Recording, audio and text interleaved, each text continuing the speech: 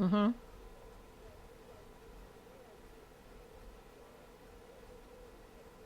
Right.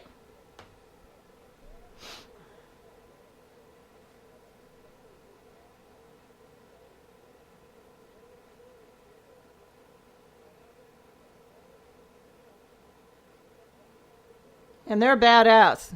Yeah. Yeah.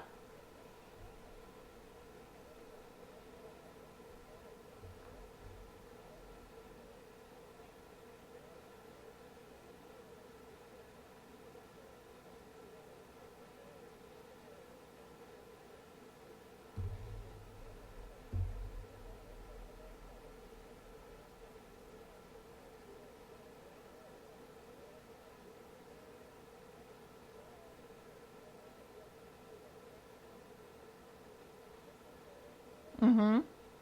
You can pull your car up anywhere. Anywhere. Yep. Yeah.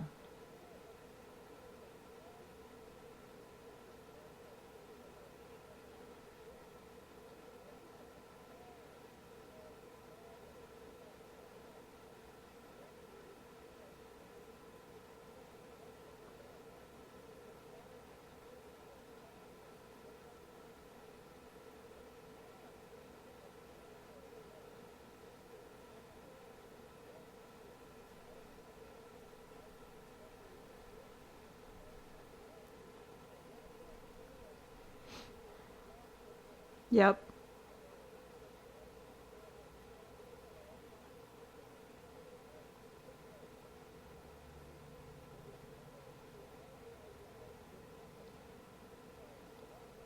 Mm-hmm.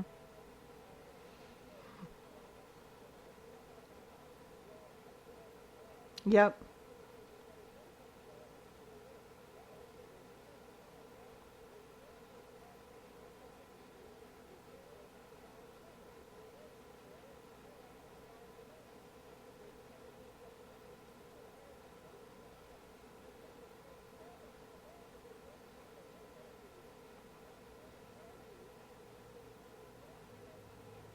Yeah.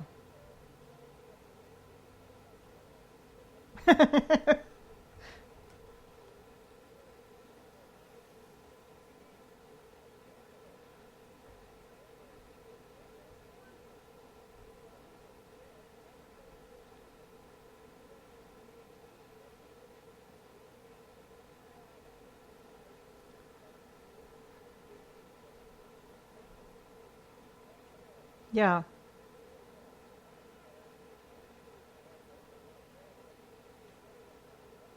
Mm-hmm.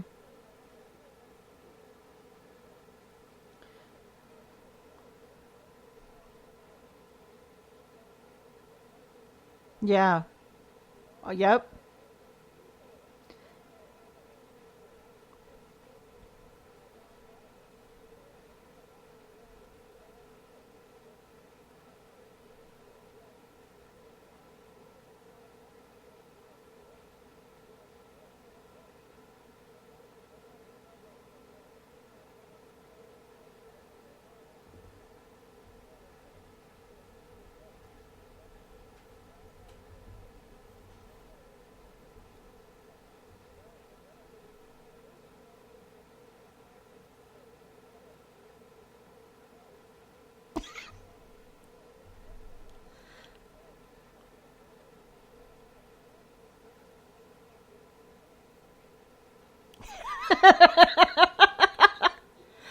It is ridiculous.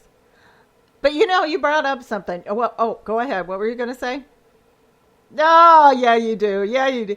Yeah. Oh, for God's sake. Sorry about that. No, when you were talking about, we're embarrassed and stuff. I remember when, and again, it was just a few years ago. It was early 2017, and I was feeling these feelings. And the one thing that I had, the number one feeling that I had was shame and embarrassment. And then I started doing this isolation of what did I do to get me here? What have I done wrong kind of thing.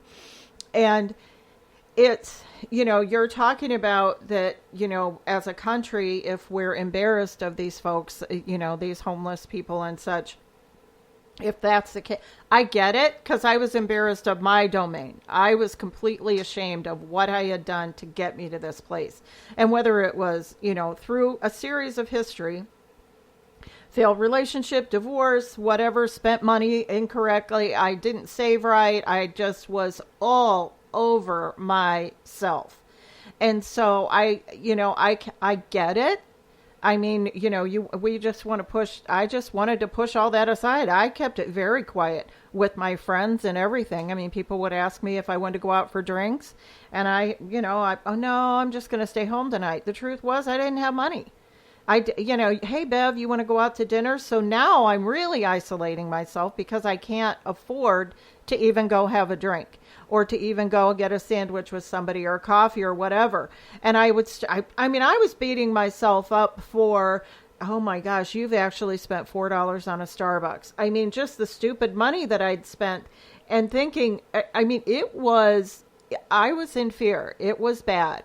And so I was embarrassed. I was completely ashamed.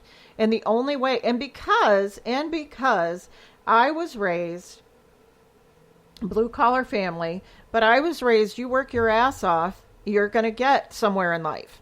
You need to get a good job. You need to, it was, I'm a 70s girl. So it was, you're going to get married. You're going to find yourself a good man, all that kind of stuff. And I had, and then that didn't work.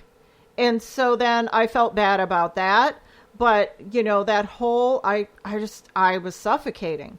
And so I'm just feeling the weight of a lot of these people. And me, sitting here, in Akron, Ohio, I am feeling that weight of those people. And if nothing else, I wanted to start talking about it. I wanted to get this angst and these feelings out, and to be able to get it out there, get it in the universe, get those emotions going, and be able to at least have these we got to stop not talking about it. Because if we are embarrassed about it, or if we are, hey, just brush yourself off, go get a job, straighten up, fly right. If that's the mentality that we're trying to project out there, and believe me, I didn't want lazy kids. I always told them, they're three beautiful young women. They're very successful at what they do. Hard work ethic is huge.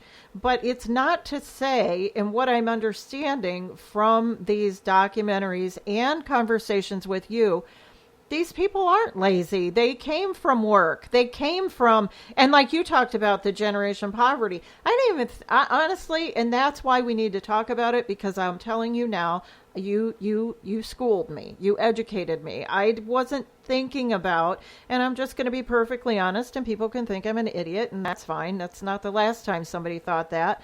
But I didn't think of generational poverty. I didn't think of that. I didn't think that that is something that carries through your family like diabetes or heart problems. I didn't. I didn't, because you hear so many good stories about, the mom that worked two jobs and then she raised this dynamic guy who then becomes basketball, or he becomes a leader of a corporation and ends up getting to buy his mom a house. So I thought somewhere along the way that these things, but I never thought that it can. I did. I mean, we're being honest here. And so I thought that somewhere, like alcoholism, somewhere somebody says, okay, I'm not going to do that like my dad did. I'm not going to do that like my mom did. And they make sure, or abuse, the perfect parents that say, I'm not going to, abuse my kids the way that my parents did me. And so I didn't think of it like that. And that truly breaks my heart, where your life is poverty. You grew up that way. That's how your aunts and uncles were. That's how everybody was. And now it just continues. I didn't think of it like that.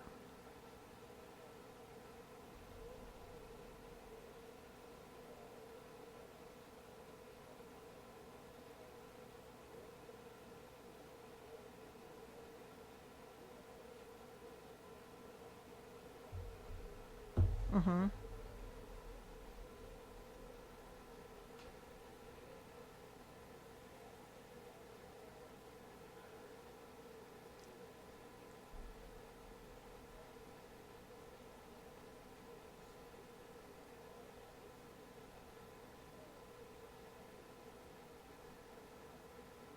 Yeah.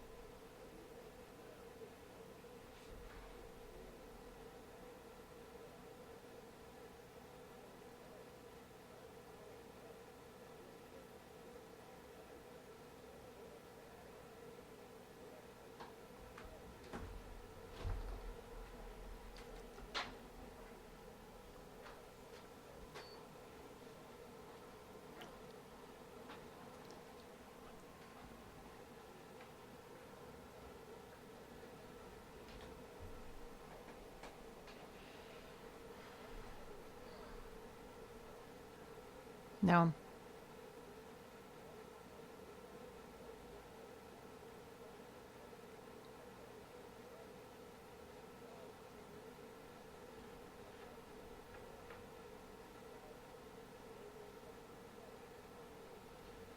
Yeah. No. It's true.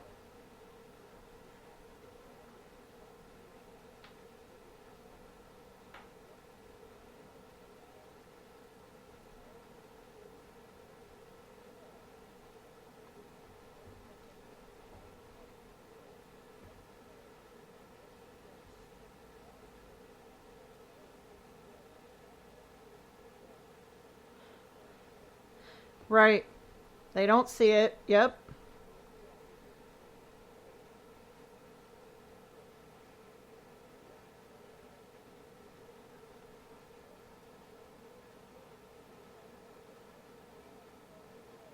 Yeah.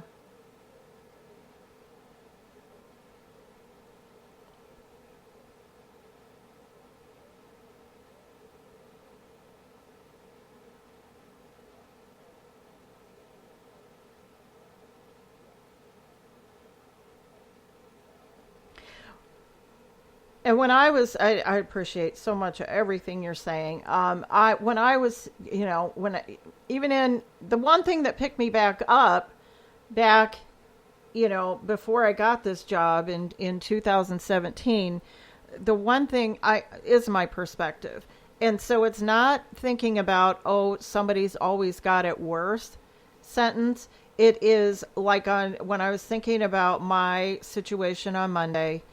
And well, when it first of all, when they closed our office and they said everybody's going to work from home, I just kept I'm a spiritual person. I'm a lover of God, and I said thank you every day that I had the means, the computer, the technology to be able to work from home. I fractured my ankle early last year and I was able to work from home and I was so grateful. So I get that, but I cannot, I used to teach after school programs when the girls were little, and it was a way for me to, my creative outlet, but be